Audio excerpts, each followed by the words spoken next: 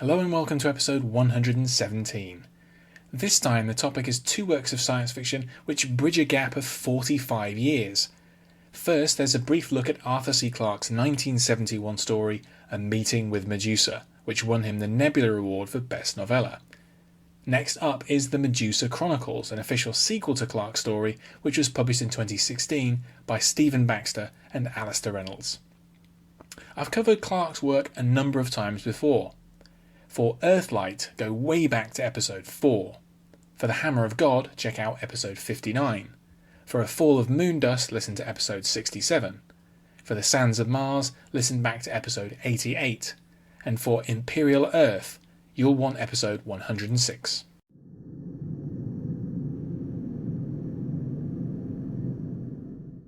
An enduring icon of science fiction, Arthur C. Clarke is best remembered for his novels, especially Childhood's End, 2001: A Space Odyssey, and Rendezvous with Rama.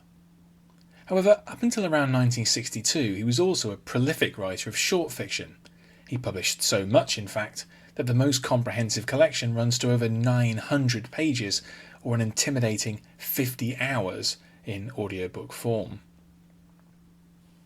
Originally published in the December 1971 issue of Playboy, A Meeting with Medusa is generally thought of as Clarke's last significant shorter work. Notably, it won the Nebula Award for Best Novella the following year. It was also an early inspiration for two of Clarke's successors in the British SF scene. 45 years after the novella's publication, Baxter and Alastair Reynolds delivered their novel-length sequel, The Medusa Chronicles. Taken together, these two works form an exciting exploration of the possibility of life on Jupiter, the effects of transhumanism, and the relationship between humans and machines. They're also a fascinating link between two generations of British science fiction talent.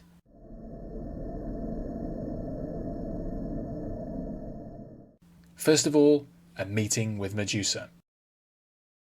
A Meeting with Medusa opens in the 2080s, by which time the Earth is run by the kind of benign world government common to much of Clarke's work. Howard Falcon is a seasoned test pilot for the World Navy, assigned to captain an enormous helium-based dirigible, the Queen Elizabeth IV. While the airship is flying over the Grand Canyon, disaster strikes when a camera drone caught in a freak wind collides with the aircraft. The Queen Elizabeth IV crashes and is destroyed. Falcon is the only survivor. Years later, Falcon is sent to pilot a radically different dirigible to a far more exotic environment. His task is to immerse the craft into the hostile gaseous outer layers of Jupiter on a mission of scientific discovery. To his surprise, he discovers an incredible ecosystem of creatures adapted to the extreme conditions. There are immense tentacle creatures he dubs Medusae, which are preyed upon by smaller carnivores he calls mantas. Falcon ultimately emerges from Jupiter to relay his findings, and Clarke reveals why Falcon was selected for the mission, because he is now a cyborg, extensively rebuilt with cybernetics after his earlier crash.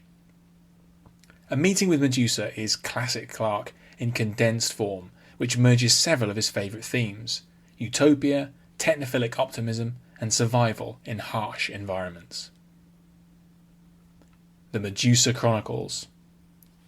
During an email exchange, Alastair Reynolds suggested to Baxter that if they were to ever collaborate on a novel, it should be a sequel to A Meeting with Medusa. As it happened, Baxter had just reread Clarke's story.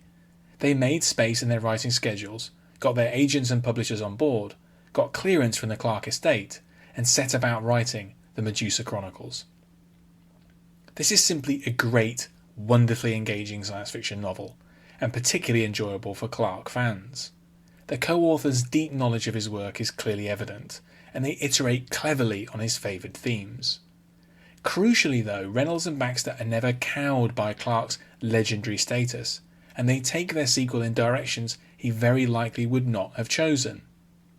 For one thing, the utopian society does not last over the long term. In this future, war and oppression return time and again to human affairs. The word Chronicles in the title is used advisedly. The novel spans a period of nearly 900 years. This epic scope is particularly in keeping with Baxter's style.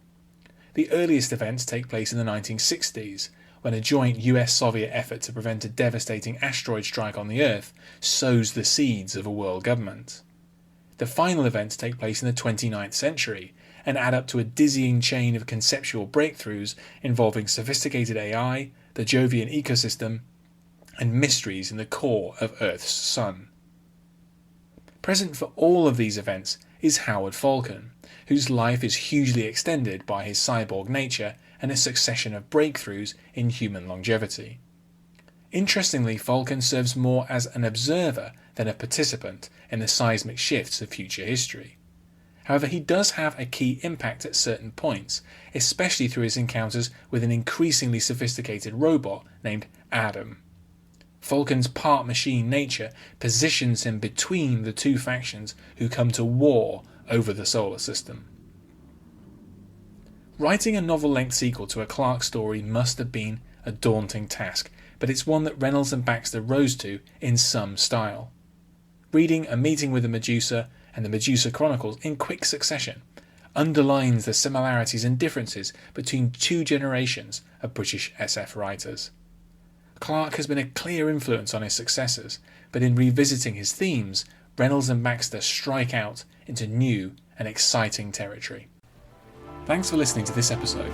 You can find more of my writing in text and audio form at my site andyjohnson.xyz.